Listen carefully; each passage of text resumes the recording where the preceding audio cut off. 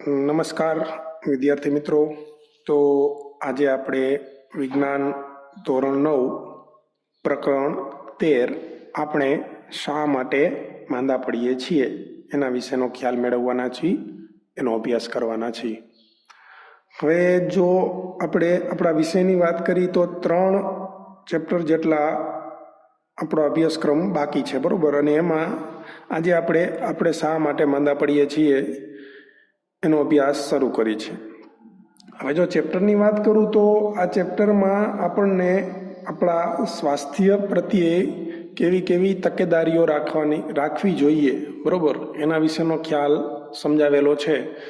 અને રોગો છે તો રોગો કેવી કેવી રીતે થાય, એના પાછળના કયા કયા કારણો જવાબદાર હોય, બરાબર, એના ઉપચારના સિદ્ધાંતો શું હોય. તો આવી બધી માહિતીનો આપણે અભ્યાસ કરવાના છીએ. અને છેલ્લે રસીકરણ એટલે શું, બરાબર, વેક્સિનેશન, જે રસી છે એ કેવી રીતે કામ કરે છે એના વિશે ખ્યાલ મેળવવાના છે. તો આપણે પ્રવૃત્તિથી શરૂઆત કરી કે પ્રવૃત્તિ 13.1 જે પ્રસ્તાવનામાં આપેલી છે, તો જોઈએ કે આપણે લાતુર, ભુજ, કાશ્મીર વગેરેમાં આવેલા ધરતીકંપ કે ભૂકંપ વિશે કે તટવર્તી પ્રદેશોને અસર પહોંચાડવાવાળા ચક્રવાત વિશે સાંભળેલું હશે. જો કેટલાય શહેરો છે કે જેમાં અલગ અલગ કુદરતી આફતો આવતી હોય, બરાબર, અને એના વિશે આપણે સમાચાર પત્રો છે અથવા તો ટીવીના માધ્યમથી જાણતા હોય. તો આપણે આ બધા શહેરો છે એમાં ખાસ કરીને એનું પ્રમાણ વધારે જોવા મળે. તો એનું આપણને સમાચાર પત્રો દ્વારા આવી કંઈક માહિતી આપણી પાસે આવી હોય તો શું સમજાવવા માંગે છે પ્રવૃત્તિ દ્વારા, તો કે જો આવી વિપત્તિઓ આપણી આજુબાજુ થયેલી હોય તો કલ્પના કરો કે લોકોના સ્વાસ્થ્ય પર કેવા પ્રકારની અસર થયેલી હશે. હવે આપણે જો સ્થાનિક વાત કરી તો આપણા મોરબીમાં આપણને ખબર છે કે કચ્છમાં જે ભૂકંપ આવેલો, બરાબર, એની અસર થોડી ઘણી મોરબી સુધી જોવા મળેલી, બરાબર. તો એના વિશે જો તમે તમારા મમ્મી પપ્પા છે અથવા તો દાદા દાદી છે એને પૂછો તો એ વધારે સારી રીતે તમને સમજાવી શકે કે તે સમયે કેવી કેવી અસરો જોવા મળી હતી, બરાબર, અને વિપત્તિ વહી ગયા પછી કેવી કેવી અસરો જોવા મળી હતી. સરકાર દ્વારા રાહત કાર્યો છે એ કેવી રીતે શરૂ થયા હતા, બરાબર. એના સિવાય વિપત્તિના સમયે લોકોમાં કેવો ડર હતો કે એક જાતનો હાવ હોય, બરાબર, માનસિક તણાવ પેદા થઈ ગયો હોય, કારણ કે અચાનક આવેલી વિપત્તિ હોય એના કારણે. અને વિપત્તિ વહી ગયા પછી એટલે કે વિપત્તિના ગયા પછી અમુક બીમારીઓથી પીડાતા હોય લોકો, તો રોગચાળો ફાટી નીકળવાના સંકેતો પણ વધારે હોય. ખાસ કરીને આપણે જાણીએ છીએ કે મોરબીમાં તો ઓનારત જેવી સ્થિતિ પણ એક વખત સર્જાઈ ચૂકેલી, બરાબર, કે 1979માં મચ્છુ નદીમાં પૂરની સ્થિતિ સર્જાણી હતી. તો એના વિશે જો તમે તમારા દાદા દાદીને પૂછશો તો વધારે સારી રીતે તમને વધારે માહિતી આપી શકશે. તો જો આવી વિપત્તિઓ વાસ્તવમાં થવાને લીધે તે સમયે આપણા પર કઈ કઈ અસરો પહોંચી હશે, તો મેં કીધું એમ કે જ્યારે વિપત્તિ હોય, બરાબર, ત્યારે શું, તો કે લોકોના સ્વાસ્થ્ય પર માનસિક રીતે અસર પહોંચતી હોય, બરાબર, કે એક જાતનો ભય પેદા થઈ ગયો હોય અથવા તો તણાવની સ્થિતિ હોય જે તે સમયે. વિપત્તિ આવ્યા પછી કેટલા સમય સુધી વિભિન્ન પ્રકારની સ્વાસ્થ્ય સંબંધિત સમસ્યાઓ ઉત્પન્ન થતી રહેશે. તો વિપત્તિ આવી ગયા પછી તો આપણે જાણીએ છીએ કે વિપત્તિ વહી ગયા પછી કેટલાક રોગચાળા હોય જેને ફાટી નીકળવાનો દર વધી ગયો હોય, બરાબર. એના સિવાય કેટલીક બીમારીઓથી લોકો પીડાતા હોય જેનો ફેલાવો પણ વધારે થયો હોય. એના સિવાય કે સરકાર દ્વારા રાહતના કાર્યો થતા હોય તો આપણને એમાંથી પણ જાણવા મળે કે અમુક બીમારીઓનો દર છે, ફેલાવાનો દર એ વધારે જોવા મળે છે તે સમયે. તો પહેલી પરિસ્થિતિ એટલે કે વિપત્તિના સમયે સ્વાસ્થ્ય પર શું અસર પડે છે, અને બીજી પરિસ્થિતિમાં વિપત્તિના સમય પછી સ્વાસ્થ્ય સંબંધિત કઈ કઈ સમસ્યાઓ ઉત્પન્ન થઈ હશે. તો વાત કરીએ એમ, બરાબર, કે વિપત્તિના સમયે ડર હોય અને વિપત્તિ પછી અમુક રોગચાળાનું ફાટી નીકળવાનું પ્રમાણ વધી ગયું હોય, બરાબર, એટલે કે વધારે પ્રમાણમાં લોકો રોગોથી પીડાતા જોવા મળે. હવે પ્રસ્તાવનામાં નજર કરીએ ખબર પડે કે આ પ્રવૃત્તિ દરમિયાન આપણને એ અનુભવ થાય કે માનવ સમુદાયમાં સ્વાસ્થ્ય અને રોગ એક જટિલ સમસ્યા છે. તો આપણે જાણીએ છીએ કે માનવ સમુદાયમાં સ્વાસ્થ્ય અને રોગ એક જટિલ સમસ્યા છે. હવે સ્વાસ્થ્ય અને રોગ આ બંને પોતપોતાની રીતે સ્વતંત્ર છે, બરોબર. બંનેનો અર્થ જુદો જુદો છે, જે આપણે આગળ આ જ પ્રકરણમાં સમજવાના છીએ. તો જેના માટે આપણે એકબીજાને સંબંધિત અનેક કારકો જવાબદાર છે. આપણે એ અનુભવી શકીએ છીએ કે સ્વાસ્થ્ય અને રોગનો અર્થ તે સ્વયં ખૂબ જ જટિલ છે. સ્વાસ્થ્ય અને રોગ પાછળ ઘણા બધા કારકો જવાબદાર હોય. કારક એટલે કારણ અથવા તો ઘટક, બરોબર. ઘટકો જવાબદાર હોય કે એના વિશે આપણે આ ચેપ્ટરમાં ખ્યાલ મેળવશું. જ્યારે આપણે પૂછીએ છીએ કે માંદા પડવાનું કારણ શું છે અને તેને કેવી રીતે રોકી શકાય, તો આપણે તેઓની પૂર્વધારણાનો અર્થ સમજવો પડશે, બરોબર, કે એના પાછળના કારણો જાણવા પડશે. આપણે જાણીએ છીએ કે કોષ એ સજીવનો પાયાનો એકમ છે. જો ચેપ્ટર નંબર 5ની વાતો થોડીક યાદ કરી તો આપણે એવો ખ્યાલ મેળવો હતો કે કોષ છે એ સજીવનો પાયાનો એકમ છે, જેને આપણે સજીવનો ક્રિયાત્મક અને રચનાત્મક એકમ તરીકે ઓળખતા હતા, બરોબર. તો કોષ શેનો બનેલો હોય? તો કે કોષ વિભિન્ન પ્રકારના રાસાયણિક પદાર્થો જેવા કે પ્રોટીન, કાર્બોદિત, ચરબી કે લિપિડ વગેરેથી બનેલા છે. જોકે તે સ્થાયી લાગે પરંતુ ખૂબ જ સક્રિય હોય. આપણને ખબર છે કે કોષો છે એ દેખીતી રીતે આપણને કહેવાતો કે સ્થાયી લાગે, પણ એની સક્રિયતા વધારે હોય, બરોબર, ખૂબ જ સક્રિય હોય. એમાં કોઈને કોઈ ક્રિયા હંમેશા થતી રહેતી હોય. કોઈ કોષો છે એ એક સ્થળેથી બીજા સ્થળે ગતિશીલ રહેતા હોય, જેમ કે રક્તકોષ છે, બરોબર. તો એ ઓક્સિજનયુક્ત રુધિરને કોષો સુધી પહોંચાડે અને અહીંયાથી કાર્બન ડાયોક્સાઇડ યુક્ત રુધિર છે એ શરીરના વિવિધ ભાગોમાંથી એકઠું કરી અને ફેફસા સુધી લઈ આવે. તો આ ગતિશીલતા દર્શાવે છે, બરોબર. એટલે કે કેટલાય કોષો છે કે જે ગતિશીલ રહેતા હોય, એક સ્થળેથી બીજા સ્થળે ગતિશીલ રહેતા હોય. અને ત્યાં સુધી કે જે કોષોમાં ગતિ હોતી નથી તેઓ પણ કોઈને કોઈ સમારકામનું કાર્ય કરે છે. કેટલાય કોષોમાં ગતિ હોતી નથી તો એ સમારકામનું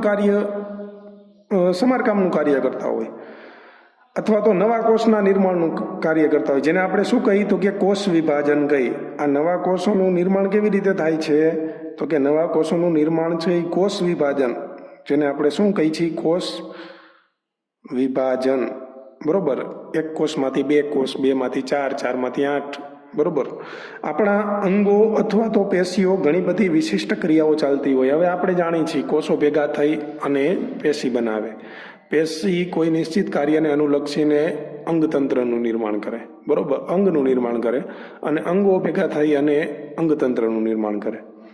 હવે અલગ અલગ અંગો દ્વારા અલગ અલગ કાર્યો થતા હોય, બરોબર. હૃદયનું કામ શું છે? તો કે ધબકવાનું. ફેફસા તો કે શ્વાસ લેવાનું અને બહાર કાઢવાનું. તો શ્વાસોશ્વાસની ક્રિયા સાથે ફેફસા સંકળાયેલા છે, બરોબર. મૂત્રપિંડમાં ગાળણ દ્વારા મૂત્રનું નિર્માણ થાય છે.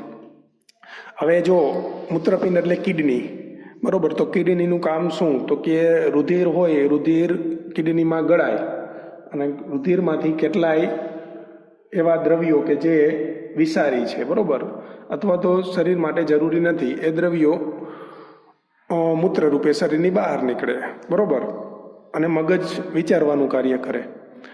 આ બધી પ્રવૃત્તિઓ કે ક્રિયાઓ પરસ્પર સંબંધિત છે. હવે આ બધી ક્રિયાઓ છે જે અલગ અલગ અંગો દ્વારા થાય, એનો પરસ્પર કાંઈક ને કાંઈક સંબંધ રહેલો છે. શું છે? તો કે ઉદાહરણ તરીકે મૂત્રપિંડમાં ગાળણ ન થાય તો ઝેરી પદાર્થો આપણા શરીરમાં એકઠા થઈ જાય. મૂત્રપિંડ છે એનું કામ શું છે? તો કે રુધિરને ગાળવાનું. હવે જો ગાળણ સરખી રીતે નહીં થાય તો રુધિરમાં અશુદ્ધિઓ ભરશે, બરોબર. એટલે કે રુધિર છે એ ઝેરી પદાર્થો યુક્ત થશે અને આ પરિસ્થિતિમાં મગજ યોગ્ય વિચાર કરી શકતું નથી. આવું કેમ કહી શકાય? તો કે રુધિર છે વિષારી દ્રવ્યો યુક્ત થયું, તે રુધિર આખા શરીરમાં ફરશે અને મગજ સુધી પહોંચશે. તો મગજ સુધી પહોંચશે તો મગજને યોગ્ય રુધિર મળવું જોઈએ, એની બદલે જો વિષારી રુધિર મળશે તો મગજ છે એ યોગ્ય રીતે કામ કરી શકશે નહીં, વિચારી શકશે નહીં. તો આ બધી પારસ્પરિક ક્રિયાઓ કરવા માટે ઉર્જા અને કાચા પદાર્થોની જરૂરિયાત હોય છે. હવે જો આપણે તો એ તો જાણ્યું કે આ બધી ક્રિયાઓ છે એ પારસ્પરિક સંબંધિત છે, એટલે એકબીજા સાથે સંબંધ ધરાવે છે. પણ આ બધી ક્રિયાઓ છે એને કરવા માટે શું છે ને કંઈક ઉર્જાની જરૂર હોય, બરોબર. તો ઉર્જા અને જે કાચો પદાર્થ છે કે જેના દ્વારા આ બધી ક્રિયાઓ કરવા માટેની શક્તિ પૂરી પડે છે, બરોબર. તો આ ક્યાંથી મળશે? તો કે આ કાચા પદાર્થો આપણા શરીરને બહારથી પ્રાપ્ત થાય છે. ક્યાંથી પ્રાપ્ત થાય છે? બહારથી. બીજા શબ્દોમાં કોષો અને પેશીને કાર્ય કરવા માટે ખોરાકની જરૂરિયાત હોય છે. શેની જરૂરિયાત હોય છે? ખોરાકની, બરોબર. એટલે કે કોઈ ચોક્કસ કાર્ય કરવા માટે પેશી કે કોષને શક્તિની જરૂરિયાત હોય છે. ક્યાંથી મળે? તો કે ખોરાકમાંથી મળે. હવે તેવો કોઈ ઘટક કે કારક જે કોષો તેમજ પેશીઓના યોગ્ય પ્રકારના કાર્યને રોકે તેનાથી શરીરની સામાન્ય ક્રિયાઓ ખોરવાય છે. હવે જે શક્તિની જરૂરિયાત હોય, બરોબર, એના માટે કોષો છે એ અથવા તો પેશી છે એના જે કાર્ય હોય એને કોઈ ઘટક હશે અથવા તો કોઈ કારક હશે. જો એના કોઈ કાર્યને રોકે તો શું થશે? તો કે ડિસ્ટર્બન્સ ઊભું થશે. અને એનાથી શું થશે? તો કે એનાથી આપણને રોગ થવાના જે ચાન્સ છે એ વધી જશે, બરોબર. કેમ કે રોગ શું છે? તો કે આપણે આગળ જોશું કે રોગ એક જાતનું ડિસ્ટર્બન્સ છે. રોગ કઈ રીતે થાય? તો કે આપણી જે સામાન્ય ક્રિયા હોય એમાં ખલેલ પહોંચે એટલે થાય. આપણે આગળ સમજશું. હવે પહેલો ટોપિક છે 13.1 સ્વાસ્થ્ય અને તેનું કથળવું. હવે જો સ્વાસ્થ્ય શબ્દ છે ને એ આપણે વારંવાર સાંભળતા હોય, એનો ઉપયોગ કરતા હોય, બરોબર. તો આપણે બધાએ સ્વાસ્થ્ય શબ્દ સાંભળેલો છે અને તેનો વારંવાર ઉપયોગ પણ આપણે કરીએ છીએ. જેમ કે આપણે કહીએ છીએ કે મારા દાદીનું સ્વાસ્થ્ય સારું નથી, બરોબર. સ્વાસ્થ્ય એટલે આપણે તબિયત તરીકે લેતા હોય.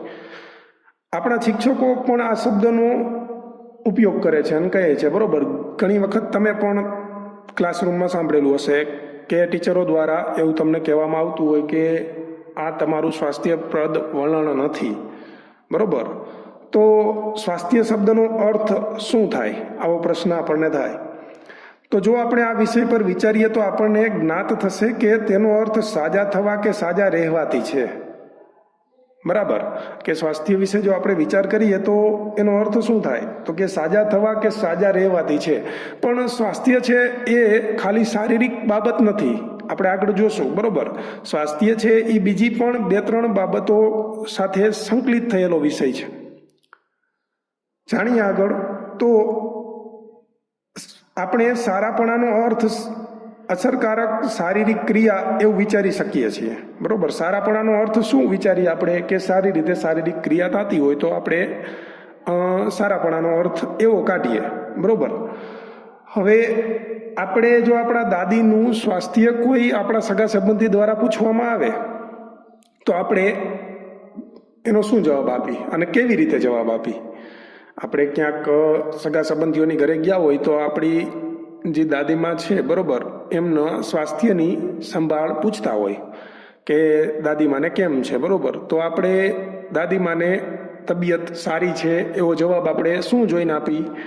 તો આપણા દાદીમા માટે બજાર જવું, અડોશ પડોશમાં જવા યોગ્ય થવું તે સારા સ્વાસ્થ્યનું પ્રતીક છે. એટલે કે દાદીમા હોય, બરોબર, બજારમાં જતા હોય અથવા તો કોઈ મંદિરે સવાર સાંજ જતા હોય અને સારી રીતે આહાર લેતા હોય, ખોરાક લેતા હોય, બરોબર, પોતાનું કામ જાતે કરી શકતા હોય, તો આપણે જે દાદીમાની જે તબિયત છે એમાં આપણે એમ કહી શકીએ કે એનું સ્વાસ્થ્ય સારું છે, બરોબર. કે એમના માટે સારા સ્વાસ્થ્યનું પ્રતીક શું છે? તો કે અડોશ પડોશમાં જવું, બરોબર, નાના મોટા કામ કરવા, આ એના માટે સારા સ્વાસ્થ્યનું પ્રતીક છે. જો તેઓ આ કાર્ય કરવા યોગ્ય નથી તો આપણે કહી શકીએ કે તેઓનું સ્વાસ્થ્ય સારું નથી. એટલે કે જો દાદીમાં આ બધા કાર્યો છે જે મેં તમને કીધા એ કરી ન શકે તો આપણે એમ કહેશું કે ના, દાદીમાને મેળે નથી, બરોબર. આપણે એમ એવો શબ્દ રૂટીન લાઈફમાં વાપરતા હોય કે એમનું સ્વાસ્થ્ય સારું નથી. હવે વિદ્યાર્થી માટે સ્વાસ્થ્યની વ્યાખ્યા શું હોઈ શકે? તો જો તમારી ઈચ્છા વર્ગમાં ભણવાની છે તો આપણે કહી શકીએ કે તમારી તબિયત સારી છે. હવે જો ભણવાની ઈચ્છાને આપણે કેવી રીતે દર્શાવશું? તો કે શિક્ષક જે પણ મુદ્દો તમને સમજાવતા હોય એમાં જો તમે સારી રીતે એકાગ્ર થઈ શકો, બરોબર, એક શાંત ચિત્તે સારી રીતે ભણી શકતા હોય તો કહી શકાય કે તમારું સ્વાસ્થ્ય સારું છે, અને જો એ ન કરી શકતા હોય તો તમારી તબિયત સારી નથી એવું કહી શકાય.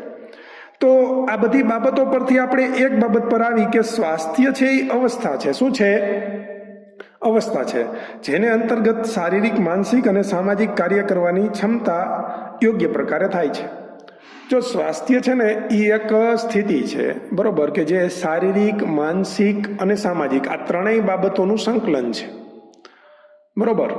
હવે આગળ જોશું આપણે કે સ્વાસ્થ્ય છે અને રોગ છે, આ બે વચ્ચે કેવા કેવા ભેદ છે, બરોબર, કે એમની અસર કઈ રીતે થાય છે. સ્વાસ્થ્ય અને રોગ, બરોબર, રોગ છે એ કઈ બાબતોને અસર કરે અને સ્વાસ્થ્ય કઈ બાબતોને અસર કરે, બરોબર, શેની સાથે સંકળાયેલ છે એના વિશે ખ્યાલ મેળવશું.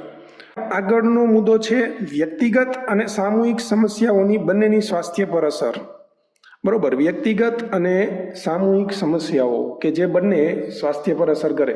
આપણી વ્યક્તિગત સમસ્યા હોય તો એની પણ સ્વાસ્થ્ય પર અસર થતી હોય અને સામૂહિક સમસ્યાની પણ સ્વાસ્થ્ય પર અસર થતી હોય, બરોબર. જાણીએ આપણે તો થોડુંક એક ઉદાહરણ દ્વારા તમને કહું. પહેલાં તો આપણે સ્વાસ્થ્ય શબ્દનો અર્થ સમજી લઈએ, બરોબર. તો સ્વાસ્થ્ય એટલે શું? તો કે મેં તમને કીધું એમ કે સ્વાસ્થ્ય એ કોઈ વ્યક્તિની શારીરિક, માનસિક અને સામાજિક જીવનની ક્ષમતાને પૂર્ણ રૂપે સમન્વય સ્થિતિ દર્શાવે છે. સ્વાસ્થ્ય છે, સ્વાસ્થ્ય એ શારીરિક બાબત, માનસિક અને સામાજિક આ ત્રણેયને અસર કરે છે, બરોબર. ઉદાહરણ દ્વારા સમજાવું તો શારીરિક એટલે કઈ રીતે? તો કે સારી રીતે હરીફરી શકતા હોય, બરોબર. શરીર છે એ સારું રહેતું હોય તો એને આપણે શારીરિક બાબત કહી શકીએ. કે શરીરમાં ટૂંકમાં કોઈ શારીરિક ખામી ન હોય તો એ શારીરિક સ્વાસ્થ્યની નિશાની છે. માનસિક સ્વાસ્થ્ય એટલે શું? તો માનસિક સ્વાસ્થ્ય એટલે કે આપણું જે માઇન્ડસેટ છે એ, બરોબર. ટૂંકમાં કહું તો કોઈ એવી પરિસ્થિતિ સર્જાય તો એની આપણા ઉપર કેવી અસર થાય છે એ આપણા માનસિક સ્વાસ્થ્યને આધારિત હોય, બરોબર. એ માનસિક સ્વાસ્થ્યને લગતું પરિબળ કહી શકાય. ઉદાહરણ આપીને સમજાવું તો વિદ્યાર્થી જીવનમાં ઘણી વખત એવું થતું હોય કે કોઈ ગણિતના શિક્ષક છે અથવા તો વિજ્ઞાનના છે અથવા તો કોઈ અન્ય વિષયના શિક્ષક છે, એ તમને કહે કે ચાલો બાળકો આજે આપણે સરપ્રાઇઝ ટેસ્ટનું આયોજન કરેલું છે, એટલે કે તરત જ તમારે એક પરીક્ષા આપવાની છે. તો ઘણા વિદ્યાર્થી એવા હશે કે જે તૈયાર હશે, બરોબર, કે કોઈ વાંધો નહીં અમે તૈયાર છે. અને કેટલાય વિદ્યાર્થીઓ પરીક્ષાનું નામ સાંભળી અને થોડોક ડર પેદા થઈ જાય, એટલે કે થોડોક હાવ એની અંદર બેસી જાય. અને આના કરતાં જો અન્ય ઉદાહરણથી સમજવું હોય તો એમ સમજી શકાય કે કેટલીક વખત આપણે જે સાંસ્કૃતિક કાર્યક્રમ હોય એમાં તમે વક્તવ્ય દેવા જવાનું હોય તમારે, ત્યારે જે તમને જે ડર ઉત્પન્ન થાય, બરોબર, એ આપણી કેના ઉપર આધાર રાખે? તો કે માનસિક સ્થિતિ ઉપર આધાર રાખે, બરોબર. અમુક વિદ્યાર્થીઓ એવા છે કે જેને સ્ટેજ ફિયર ઓછો હોય, જેને આપણે સ્ટેજ ફિયર કહીએ, બરોબર. તો એ શેના પર? તો કે એ માનસિક સ્થિતિ દર્શાવે છે, એટલે કે એ માનસિક સ્વાસ્થ્યને આમ લગતું પરિબળ કહેવાય. ઉદાહરણ તરીકે આપણે લઈ શકીએ, બરોબર. ટૂંકમાં કહું તો માનસિક સ્વાસ્થ્ય એટલે શું?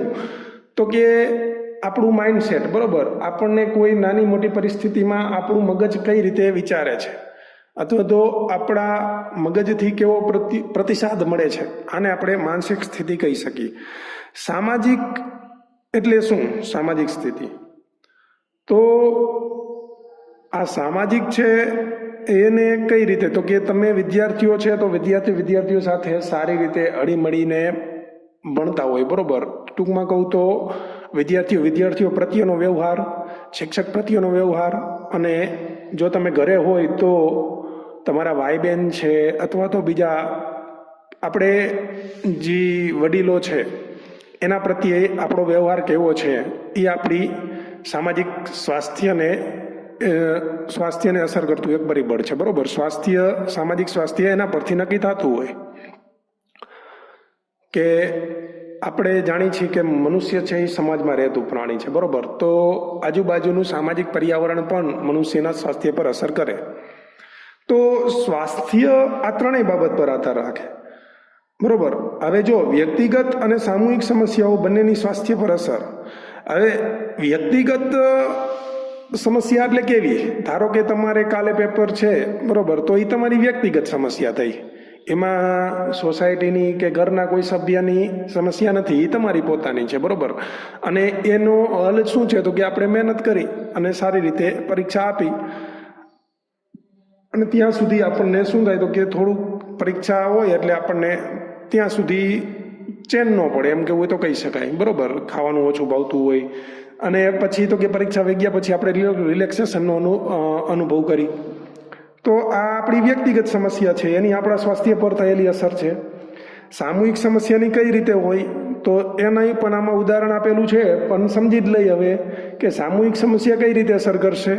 ધારો કે સોસાયટીમાં કચરાવાળો આવતો નથી, તો કચરાવાળો આવતો નથી એટલે બધા લોકો છે એ કચરો શું કરશે? તો કે જ્યાં ત્યાં ફેંકશે, બરોબર. સાર્વજનિક સ્થાનો પર કચરો એકઠો થશે અને અહીંયા તો કે પાણીનો જમાવડો થશે, વરસાદી પાણી ભરાશે, જેથી કરીને ગંદવાડ થશે અને પછી શું થશે? તો ત્યાંથી રોગચાળો ફાટી નીકળશે, બરોબર. એના જે રોગોના જે કારકો હોય, જે ઘટકો જે રોગ થવા પાછળ જવાબદાર છે, એના માટેનું એક આશ્રય સ્થાન મળી જશે. તો આમ વ્યક્તિગત અને સામૂહિક સમસ્યાઓ બંનેની સ્વાસ્થ્ય પર અસર થાય છે. જોઈએ આપણે તો સ્વાસ્થ્ય કોઈ એક વ્યક્તિની શારીરિક, માનસિક અને સામાજિક જીવનની ક્ષમતાને પૂર્ણ રૂપે સમન્વય સ્થિતિ દર્શાવે છે. સ્વાસ્થ્ય છે એ આ ત્રણેયની સમન્વય સ્થિતિ દર્શાવે છે. સમજાય એમ? તો કોઈ પણ વ્યક્તિ તેને સ્વયં પૂર્ણ રૂપે પ્રાપ્ત કરી શકતું નથી. હવે જો વ્યક્તિ એકલું સ્વાસ્થ્ય સંપૂર્ણ રૂપે પ્રાપ્ત ન કરી શકે. શું કામ? તો કે સામાજિક બાબતો અને માનસિક બાબતો, આ બધી બાબતો છે એ કોઈ એકલા વ્યક્તિથી આખા સ્વાસ્થ્યની જે આપણી જે વ્યાખ્યા છે એને સાર્થક ન બનાવી શકાય, કેમ કે એમાં સામાજિક પરિબળ પણ એક અગત્યનું ભૂમિકા ભજવે છે, બરોબર. ઉદાહરણ તરીકે આપણે જોઈએ તો બધા સજીવોનું સ્વાસ્થ્ય તેમની આજુબાજુ અથવા તો તેમની આસપાસના પર્યાવરણ પર આધારિત હોય. એટલે કે સ્વાસ્થ્ય કેના ઉપર આધાર રાખે? તો કે આજુબાજુના પર્યાવરણ પર આધાર રાખે.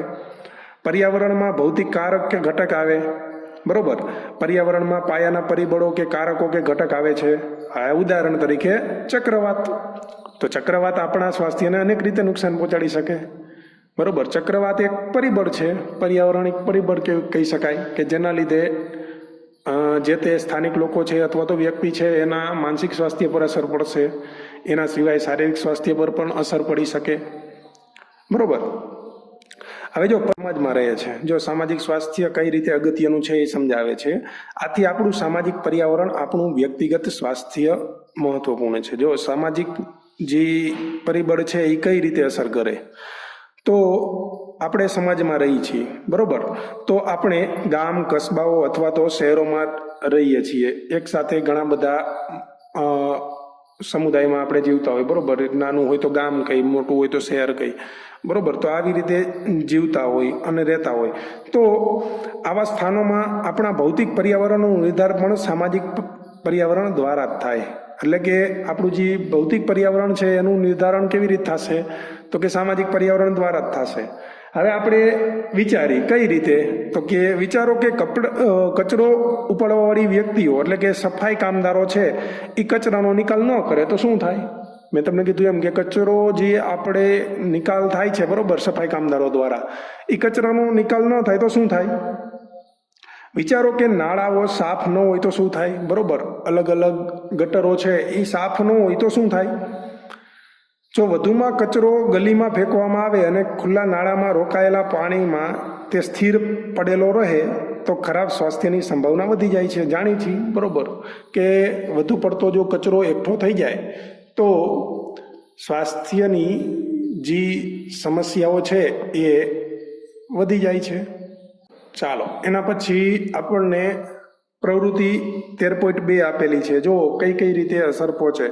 તો કે તમારા સ્થાનિક પ્રશાસન એટલે કે આપણી જે પંચાયત છે, નગરપાલિકા છે, બરોબર, એના દ્વારા સ્વચ્છ પાણી પૂરું પાડવામાં આવે છે, બરોબર. એના શું ઉપાય કરેલ છે તેની જાણકારી મેળવો. કેવી રીતે પાણી પહોંચે છે આપણી ઘરે, બરોબર, સ્વચ્છ પાણી. શું તમારા મહોલ્લામાં બધા જ રહેવાસીઓને સ્વચ્છ પાણી પ્રાપ્ત થાય છે? તો આપણે આનો જવાબ આપશું હા, બરોબર, કે નજીક રહેતા જે વ્યક્તિઓ છે એને નગરપાલિકા દ્વારા સ્વચ્છ પાણી પૂરું પાડવામાં આવે છે. તો આ સામાન્ય પ્રવૃત્તિ છે કે જેનો જવાબ આપણે આપણી રૂટીન લાઈફમાંથી આપવાનો છે કે શું આવું થાય છે કે નહીં, બરોબર. હવે પ્રવૃત્તિ 13.3 જો સમજો, તમારા સ્થાનિક પ્રશાસન તમારા મહોલ્લામાં ઉત્પન્ન થતા કચરાનો નિકાલ કેવી રીતે કરે છે. હવે આપણું સ્થાનિક પ્રશાસન છે, નગરપાલિકા છે, એના દ્વારા કચરાનો નિકાલ કઈ રીતે થાય છે. તો આપણે જાણીએ છીએ કે કચરો છે એ આપણે આપણા ઘરે એક નાની ડસ્ટબિનમાં ભેગા કરતા હોય અને પછી સ્થાનિક પ્રશાસન છે એ અઠવાડિયામાં 2-3 વખત છે એ એનું કોઈ વાહન લઈ અને કચરો એકઠો ડોર ટુ ડોર, બરોબર, ઘરેથી કચરો એકઠો કરતા હોય. તો અને આ રીતે કચરાનો નિકાલ કરતા હોય. હવે પ્રશ્ન એ પૂછે છે કે શું સ્થાનિક અધિકારીઓ દ્વારા કરેલા ઉપાયો પર્યાપ્ત છે. શું આટલા ઉપાયો કર્યા છે એ પર્યાપ્ત છે. તો આપણે એ પરથી જવાબ આપી શકીએ કે આપણી આજુબાજુ જોવા મળતો જો કચરો સાવ ઘટી જાય તો આપણે કહી શકીએ કે એના જે વિકલ્પો છે એ પર્યાપ્ત છે. પણ હજી આપણને જાણીએ છીએ કે ઘણી બધી જગ્યાએ કચરો ફેલાયેલો જોવા મળે, તો કહી ન શકાય કે અધિકારી દ્વારા કરેલા ઉપાયો પર્યાપ્ત છે. હવે શું કહે છે, જો ન હોય તો તેમાં સુધારણા માટે કયો ઉપાય તમે સૂચવી શકો. તમે શું સૂચવી શકો એક વિદ્યાર્થી તરીકે? તો તમે જણાવશો કે આપણે પ્લાસ્ટિકનો ઉપયોગ છે એ ઓછામાં ઓછો કરી, જેથી કરીને આવી સમસ્યા છે એનું અંકુશ લગાવી શકાય એના પર, બરોબર. બીજી કેટલીક જગ્યાએ કેટલીક પરિસ્થિતિ એવી છે કે જેમાં કચરો ફેલાય છે, બરોબર, તો એને ઘટાડી, જેમ કે આપણા ઘરે જે શાકભાજીનો છાલનો કચરો નીકળે છે તો એનો ઉપાય શું કરી શકાય. તો કે ઘરમાં નાનો એવો છોડ વાવી દો, બરોબર. છોડ વાવી અને એ જે શાકભાજીનો છાલનો કચરો છે એને એમાં નાખી અને એનો આપણે ખાતર તરીકે ઉપયોગ કરી, બરોબર. તો આ રીતે આપણે કયા કયા ઉપાયો સૂચવી શકીએ તમારે લખવાના છે, બરોબર, અને જણાવવાના છે. તમે તમારા ઘરમાં દૈનિક અથવા તો અઠવાડિયામાં ઉત્પન્ન થતા કચરાને ઘટાડવા માટે શું કરશો. આપણા દ્વારા શું પ્રયત્નો થાય, શરૂઆત આપણે આપણા ઘરથી કરીએ તો શું પ્રયત્નો કરી શકાય, આના વિશે તમારે ખ્યાલ મેળવવાનો છે. આનો જવાબ તમારે તમારી જાતે આપવાનો છે. ચાલો, એના પછી સ્વાસ્થ્ય માટે આપણે ખોરાકની જરૂરિયાત હોય. જો સ્વાસ્થ્ય છે એ ખોરાક સંબંધિત બાબત છે, બરોબર. મેં તમને આગળ વાત કરી હતી, આપણે થઈ હતી, બરોબર, કે કોષો છે અથવા તો પેશી છે એને કાર્ય કરવા માટે શક્તિની જરૂરિયાત પડે. તો એ શક્તિ ક્યાંથી મળે? ખોરાકમાંથી મળે. તો સારા સ્વાસ્થ્ય માટે સારો ખોરાક જરૂરી છે. તો આ ખોરાક મેળવવા માટે કામ કરવું પડે, બરોબર. તેના માટે આપણે કામ કરવાનો અવસર શોધવો પડે. સારી આર્થિક સ્થિતિ હોય તો સારી આર્થિક સ્થિતિ પણ એક સારા સ્વાસ્થ્ય માટે જવાબદાર પરિબળ છે. કેમ કે જો સ્થિતિ સારી હશે તો શું થશે, તો કે એનું વ્યક્તિગત સ્વાસ્થ્ય સારું હશે. શું કામ? તો કે પોષણયુક્ત ખોરાક મળતો હોય જેથી કરીને શારીરિક સ્વાસ્થ્ય સારું હોય. તો ખોરાક છે એ પણ સ્વાસ્થ્ય પર અસર કરતું પરિબળ છે. બીજું શું અસર કરતું પરિબળ છે? તો કે સ્વસ્થ રહેવા માટે ખુશ રહેવું જરૂરી છે. આપણે જાણીએ છીએ ડિપ્રેશન છે અથવા તો કેટલીક માનસિક તણાવયુક્ત પરિસ્થિતિઓ છે, સમસ્યાઓ છે, બરોબર, જેનું પ્રમાણ દિવસે ને દિવસે વધતું જાય છે. તો ખુશ રહેવું જરૂરી છે સારા સ્વાસ્થ્ય માટે, બરોબર. કોઈના જોડે આપણો વ્યવહાર સારો ન હોય તો એકબીજાથી ડરતા હોય તો આપણે ખુશ કે સ્વસ્થ રહી શકતા નથી. હવે જો 2-3 વિદ્યાર્થીઓ હોય, તમારો વ્યવહાર એ પરસ્પર સારો હોય તો તમે સારી રીતે ખુશ રહી શકો, ભણવામાં સારી રીતે ધ્યાન આપી શકો, બરોબર. પણ જો આપણો વ્યવહાર સારો ન હોય તો ખુશ રહી શકતા નથી, બરોબર. એટલા માટે વ્યક્તિગત સ્વાસ્થ્ય માટે સામાજિક સમાનતા અને સંવાદિતતા ખૂબ જ આવશ્યક છે. જો આપણે આપણા જે વ્યક્તિગત સ્વાસ્થ્યની વાત કરી તો વ્યક્તિગત સ્વાસ્થ્ય માટે સામાજિક સમાનતા અને સંવાદિતતા ખૂબ જ આવશ્યક છે. કે સ્વાસ્થ્ય, આપણું વ્યક્તિગત સ્વાસ્થ્ય છે એ આપણા સમાજ, આપણે આજુબાજુ રહેતા વ્યક્તિઓ પર આધારિત હોય, બરોબર, કે એની સાથે આપણી સંવાદિતતા કેવી છે, બરોબર. તો આપણે એવી રીતે વિચારી શકીએ કે અનેક સમુદાયી સમસ્યાઓ આપણા વ્યક્તિગત સ્વાસ્થ્યને કેવી રીતે અસર પહોંચાડે. તો કેટલાય જે સામૂહિક સમસ્યા હોય એની પણ આપણા સ્વાસ્થ્ય પર કઈ કઈ રીતે અસર પહોંચે છે એના વિશે આપણે વિચારી શકીએ. હવે આપણો આગળનો ટોપિક છે સ્વસ્થ અને રોગમુક્ત વચ્ચેની ભિન્નતા. જો મેં તમને આગળ વાત કરી હતી કે સ્વાસ્થ્ય શું છે અને રોગમુક્ત શું છે. આના બે વચ્ચેના કેવા કેવા ભેદ છે એના વિશે આપણે સમજવાના છીએ. પણ આ લેક્ચર આપણે અહીંયા અટકાવી છીએ, બરોબર. અહીંયા સુધી આપણે રાખી છીએ. આગળ આપણે જોશું કે સ્વસ્થ અને રોગમુક્ત, કે સ્વસ્થ કેને કહેવાય અને રોગમુક્ત કેને કહેવાય, બરોબર. બે બાબતો અલગ અલગ છે, જેના વિશે ખ્યાલ આપણે આગળના લેક્ચરમાં મેળવશું. તો અહીંયા સુધી રાખીએ, બરોબર.